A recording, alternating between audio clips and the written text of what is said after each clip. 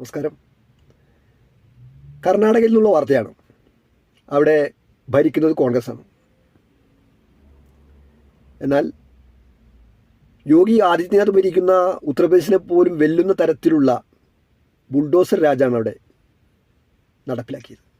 ഇക്കഴിഞ്ഞ ദിവസം എല്ലാ മനുഷ്യരും ഉറങ്ങിക്കിടക്കുന്ന സമയത്ത് പുലർച്ചെ 4 മണിക്കാണ് 300-ലധികം വീടുകൾ, 200-ലധികം പോലീസും ഒട്ടനവധി JCBകളും ഉപയോഗിച്ചുകൊണ്ട് ഒരു പ്രദേശമാകെ ഇളക്കിമറിച്ചു.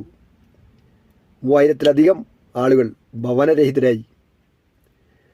കഴിഞ്ഞ 25 വർഷത്തിലധികമായി ഈ ആളുകൾ അവിടെ താമസിച്ചു വരികയാണ്. അവർക്ക് യാതൊരു വിധത്തിലുള്ള മുന്നറിയിപ്പ് നോട്ടീസോ ഒന്നും നൽകാതെ ഇത്തരമൊരു നടപടി തീർത്തും മനുഷ്യത്വരഹിതമാണ്. ഒരു സർക്കാരും ഒരിക്കലും ചെയ്യാൻ പാടില്ലാത്തതാണ്. ന്യൂനപക്ഷ വിഭാഗങ്ങളാണ് അവരിൽ ഭൂരിപക്ഷവും എന്നത് ശ്രദ്ധേയമായ സംഗതിയാണ്. ന്യൂനപക്ഷങ്ങൾക്ക് വേണ്ടി കോൺഗ്രസിൻ്റെ ഭാഗത്തു നിന്ന് ഏതെങ്കിലും തരത്തിൽ നീതി ലഭിക്കും എന്ന് വിചാരിക്കുന്നവർ ഈ വാർത്ത ശ്രദ്ധയോടെ കേൾക്കേണ്ടതുണ്ട്.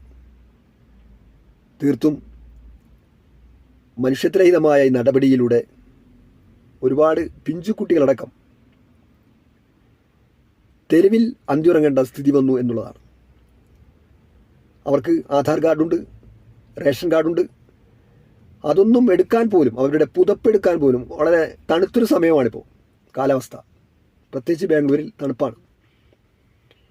യലഹങ്കയിലെ കൊഗിലു ഫക്കീർ കോളനി, അതുപോലെ വസീം ലേഔട്ട് എന്നീ സ്ഥലത്താണ് ഈ ഒരു സംഭവം നടന്നത്. തീർച്ചയായും ഇത് തീർത്തും ജനാധിപത്യ വിരുദ്ധവും മനുഷ്യത്വ വിരുദ്ധവുമാണെന്ന് പറയാതെ നിവൃത്തിയില്ല. നന്ദി, നമസ്കാരം.